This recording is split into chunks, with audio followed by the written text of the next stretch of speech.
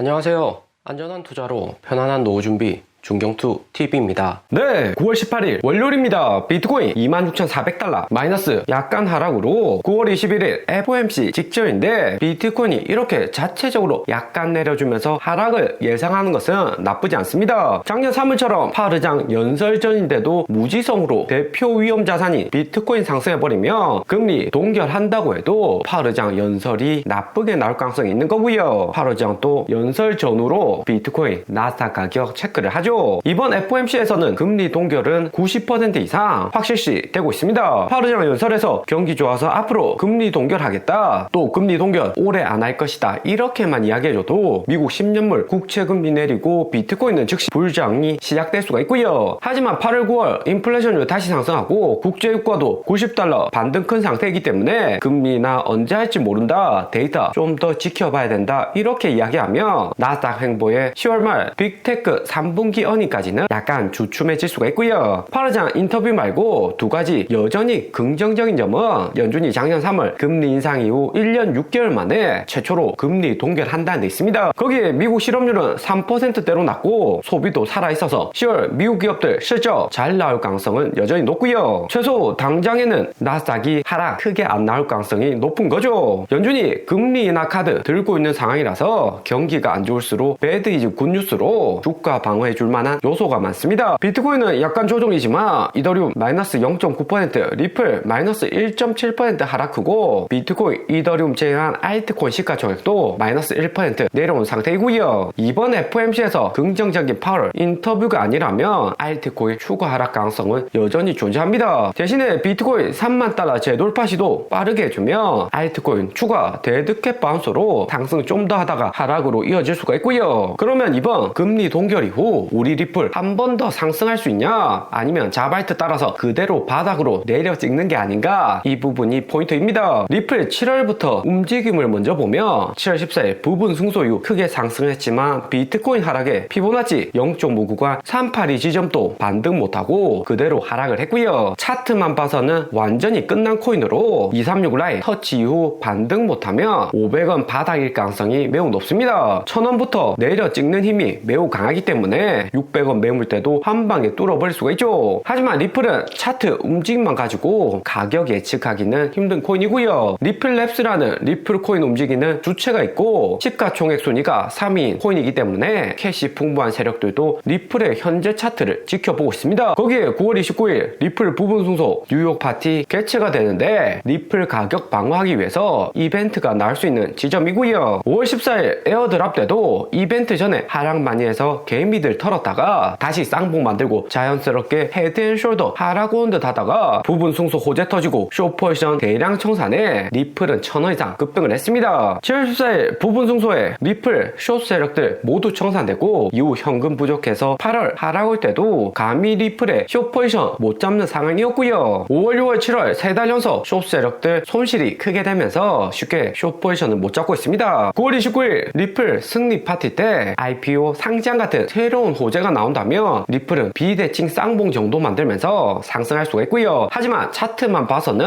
작년 11월 리플 스웰 이후 큰 하락 이후 약간 반등 온 다음 600원 지지선 뚫고 내려갈 가능성은 여전히 높아 보입니다. 그런데 리플 부분 승소에도 두 달째 가격 하락하고 빠른 반등 안 나오는 이유는 리플 세력들도 당장에 호재 만들 필요 없는 믿는 구석이 있기 때문이고요. 연준이 금리 동결할 때 리플을 보면 비트코인 추가 상승과 함께 300원에서 600원으로 2배 이상 급등을 했습니다. 금리 동결 전 리플도 2018년 11월 저점 찍고 반등은 했었지만 상승 이후 다시 저점까지 내려가면서 의미 있는 상승은 아니었고요. 최근과 비슷한 모양이죠. 그렇게 마지막으로 개미 털기 다 한 다음 이전보다 더 큰 상승이 있었고요. 리플이 7월 14일 부분 승소로 큰 상승이 없었다면 2019년처럼 작은 상승 이후 큰 상승 추가적으로 쉽게 나올 수가 있는데 이미 부분 승소에 코인베이스까지 상장이 되었기 그렇기 때문에 상승 여력은 2019년보다 작을 것으로 보입니다. 그러다 리플도 폴리곤, 솔라나, 에이다 같은 메인 알트코인하고 함께 이렇게 2019년처럼 저점 갱신하러 가지 않을까 2019년 차트 보고 참고를 해볼 수가 있습니다. 2010년 2월 리플 소송 전 차트이고 이때도 리플의 시가총액 순위는 3위, 최근과 같은 수치였고요. 하지만 2019년과 현재 리플의 가장 큰 차이점은 전체 알트코인 시가총액이 2019년보다 10배 이상 크게 상승해 있는 상태라는 데 있습니다. 7월 14일 리플 부분 승소되고 하루 만에 업비트에서만 3조 되는 리플 거래량이 났고요. 최근 같은 약세장에서 3조 거래량 나오기가 쉽지 않고 2021년 4월 불장에서도 개별 알트코인이 3조 거래량은 자주 나오는 거래량이 아니죠. 가격 상승이나 호재가 거래량 상승으로 거래소들 수수료 수익에 큰 역할을 할 수가 있습니다. 코인 약세장 속에서도 거래소 세력들 리플 2019년처럼 그냥 하락하게 만들지 않을 가능성이 여전히 높은 거고요. 9월 21일 새벽 3시 연준 금리 동결 발표가 되는데 패드워치는 98% 가능성으로 확실히 동결할 것으로 보고 있습니다. 11월 추가 25bp 금리 인상 가능성도 25%로 국제유가 상승과 인플레이션율 반등에 추가로 금리 더 못 올릴 것이다 예상을 하고 있고요. 연준이 금리 고점 찍고 이번처럼 동결한 적은 1994년, 2008년, 2019년 3번이나 있었습니다. 7월까지만 해도 패드워치에서 10월 금리 인하할 가능성이 매우 높았지만 이제는 3월, 6월 금리 인하 시점 갈수록 연기가 되고 있고요. 인플레이션율과 국제유가 반등한다고 해도 바이든 정부 작년처럼 컨트롤 잘할 가능성도 크고 미국 실업률, GDP 성장률도 역대급 데이터를 보여주고 있습니다. 6개월 이상 고금리 유지할 것이다 예상은 하는데 금리 인하하는 시점은 거시경제 데이터나 파월 의장 인터뷰 정도로 정확하게 시점을 찾을 수는 없고요. 각각에는 2019년 연준 금리 인하 하기 전에도 미국 경제 끝났다, 나스닥 부동산 하락은 했지만 시장 예상치 못한 코로나 발생으로 연준이 즉시 제로 금리 인하를 했습니다. 2008년 금융위기도 마찬가지로 시장이 예상치 못한 이벤트가 발생을 했었죠. 경제학자, 전문가들 예상하지 못한 사태로 금리를 급격히 인하하는 경우가 대부분이었습니다. 코로나 금융위기 모두 예측을 못했죠. 예상하지 못한 변수가 없다는 가정하에서는 연준이 원하는 그림은 1994년처럼 고금리를 장기간 유지하는 케이스입니다. 여기 구간으로 6년간 연준이 고금리 유지했고 2000년 닷컴 버블로 고점 찍고 폭락을 했고요. 연준의 궁극적인 목표는 장기간 고금리 유지하면서 코로나 때 풀었던 유동성을 천천히 흡수를 한다는 거죠. 고금리 장기간 유지하면 주식 코인 수익률에 나쁜 거 아닌가 할 수 있는데 나스닥의 차트는 횡보 이후 지속된 연준의 금리 동결과 약간씩 금리 인하하면서 증시는 지속 상승을 했습니다. 96년 여기 횡보하면서 위험 신호는 나왔지만 나스닥은 이후에도 계속 상승을 했고요. 시장에 풀린 유동성을 무난하게 소화시킨 상태의 나스닥 차트가 될 듯합니다. 대신 소화불량 걸렸을 때는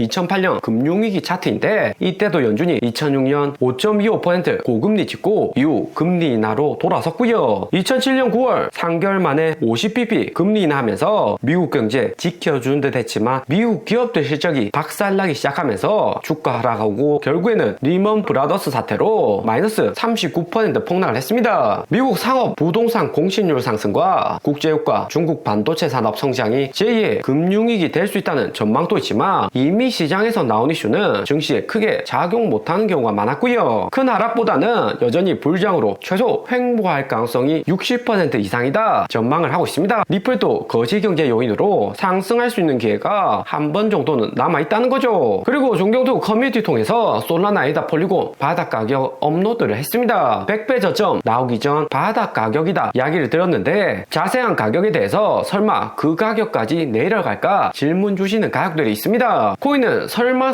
하다가 정말로 그 가격까지 내려가는 경우가 많았었고요. 비트코인도 내년 현물 ETF 상장 앞두고 있는데도 여전히 위험 자산으로 분류되고 솔라나, 에이다, 폴리곤, 샌드박스 우리가 매일 접하는 코인이라서 친숙은 하지만 미국 월가 거물들에게는 여전히 잡주나 잡코인에 지나지 않습니다. 자세한 100배 반등 전 최저점 가격은 멤버십 가격들에게 공개된 상태이고요. 반등 후 저점 가격 책정한 구간은 기본적으로 이전 모든 저점이 묻어진다는 가정을 두고 있습니다. 전체 알트코인 시가총액이 321빌리언인데 2019년에는 30빌리언 정도밖에 되지 않았고요. 그러다가 코로나 유동성장에 10배 이상 상승을 한 걸로 알트코인 시가총액 여기서 반토막이 나도 절대 이상할 것이 없고요. 거래량이 못 받쳐주고 있고 신규 자금 진입도 매우 늦죠. 비트코인 4만 달러 상승한다고 해도 기존 코인 투자자들만 거래를 하는 거지, 정말 신규 투자자들 대량으로 진입을 하려면 2021년 고점 6만 9천 달러 넘어서 10만 달러 되면 그제서야 신규 자본들이 대량 들어올 가능성이 높습니다. 그 전까지는 기관들이나 기존 투자자들끼리 거래하는 장이 될 가능성이 높죠. 이후 전체 알트코인 시가총액이 반값되면 솔라나 역시 여기 저점 무너지고 더 아래까지 하락올 수 있다는 관점입니다. 알트코인 시가총액이 300빌리언 아래로 떨어지는 순간 메인 알트들 저점 바닥 구간을 체크하셔야 되죠. 오늘의 영상은 여기까지입니다. 좀 더 디테일한 투자 정보가 필요하신 분들은 커뮤니티로도 자료가 공유되니까 멤버십 가입과 구독 부탁드립니다. 감사합니다.